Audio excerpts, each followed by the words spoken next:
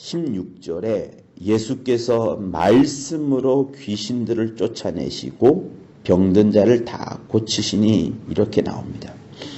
성락교회, 우리 교회가 축사를 굉장히 전문적으로 하고 또 하다 보면은 이렇게 해외 같은 데 나가서 사역을 하시다 보면요, 축사는 거의 보편적으로 하게 됩니다. 항상 병든 자가 우리 앞에 오고 또 말씀을 듣는 중에도 이렇게 부들부들 떠는 사람들이 여러분 있습니다.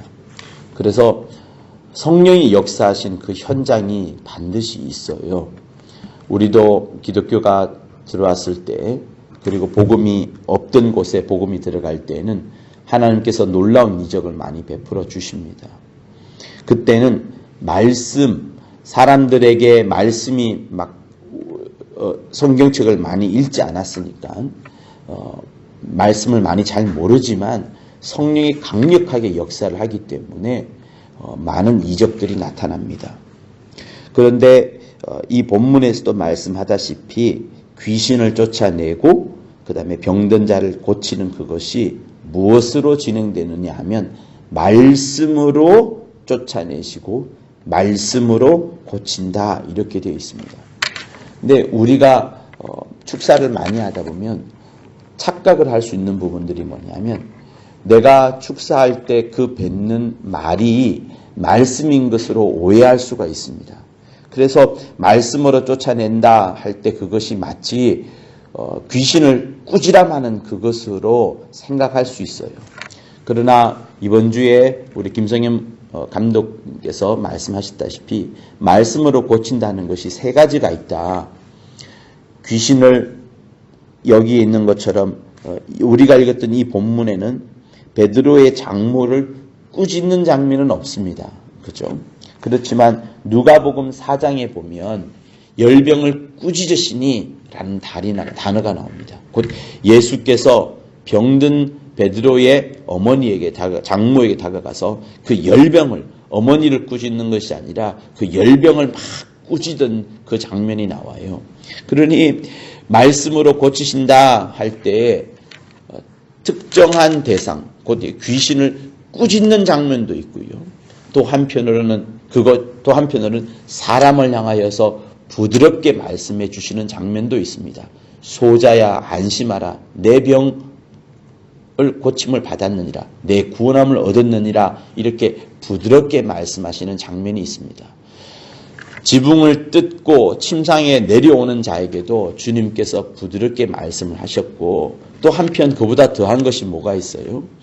그 병이 든 자에게 직접 말하지 않더라도, 곧 꾸지람도 하지 않고 또 부드럽게도 말하지 않더라도 제3자를 통하여 현장에 없더라도 그에게 누구에게 말을 전하게 되고, 그러면서 그 말을 받은 자가 믿음을 갖고 나아갔을 때 병 고치는, 곧 백부장의 딸 혹은 백부장의 하인이 병 고치는 장면이 나옵니다. 그때 주님이 이런 말씀을 받게 되죠. 말씀만 하옵소서, 그리하면 낫게 되나이다 라고 말씀을 듣게 되고, 예수께서 그 믿음에 깜짝 놀라셨던 장면을 우리는 기억합니다. 그러므로 여러분, 말씀이 고친다는 사실을 우리가 어떻게 알아야 했냐면, 내가 막 꾸지람한다는 거, 막 꾸진다는 거, 이것만 있는 것이 아니라 한편으로는 꾸짖기도 하시고, 한편으로는 부드럽게도 말씀하시고, 한편으로는 전혀 내게 말하지 않더라도 이 병이 또 귀신이 떠나가기도 한다는 사실들을 여러분이 아셔야 됩니다. 그래서 결국은 뭐냐, 우리를 고쳐내는 것, 우리에게서 귀신을 나가게 하는 것은 말씀이라는 사실을 여러분이 잘 아셔야 됩니다. 그래서 여러분들에게 말씀하고자 하는 것은 17절을 보면 잘 나옵니다. 뭐라고 나오냐면 17절은 이렇게 병든 자를 고치시고 쫓아내시는 것은 선지자 이사야로 하신 말씀에 우리 연약한 것을 친히 담당하시고 병을 짊어지셨도다 함을 이루려 하심이라 하는 이것과 관계되어 있습니다. 곧 예수께서 베드로의 장모를 꾸짖으신 것도, 또 침상을 달아내려서 지붕 위에서 달아내려서 내려오는 그 사람에게도 또 어떤 여인에게도 부드럽게 말한 이유도 뭔가 하면 주인공이 누구냐면요. 내가 아니라 예수인 겁니다. 내가 몸이 아프기 때문에 막 강구한다고 막 열심을 낸다고 병이 고쳐지는 것이 아니고 주님이 허락하시느냐, 주님이 열병을 꾸짖느냐, 아니면 주님이 우리에게 부드럽게 말씀해 주느냐, 아니면 전혀 내가 없는 현장에서도 사역자를 통해서 교육자를 통해서 선교 목양사를 통해서 신방 같은 자가 감동이 되어서 하나님의 말씀을 전하면서 그 사람이 병이 낫기도 하는 등 다양한 방법들이 있습니다. 핵심은 뭐냐? 내가 아픈 것이 문제가 아니라, 내가 문제를 당한 것이 문제가 아니라, 내가 지금 고통 중에 있는 것이 문제가 아니라, 그래서 내가 막 외치고 막 몸부림을 치는 것이 문제가 아니라, 중요한 것이 아니라 하나님께서 말씀으로 나를 고치셔야 된다는 겁니다. 근데 주님이 어떤 용기가 있었어요? 어떤 마음이 있었어요? 내가 이 사람의 모든 죄를 다 담당했다. 내가 너희들의 연약한 것을 친히 담당했다. 내가 너희들의 병을 짊어지셨다. 짊어졌다 하는 그 주님의 그 믿음이 있습니다. 그 확신이 있습니다. 장차 주께서 채찍을 맞으시고 십자가에 달릴 것이기 때문에 내가 다 담당할 것이다 하는 그 확신과 큰 믿음이 있었으니까 주님은 친히 하셨잖아요.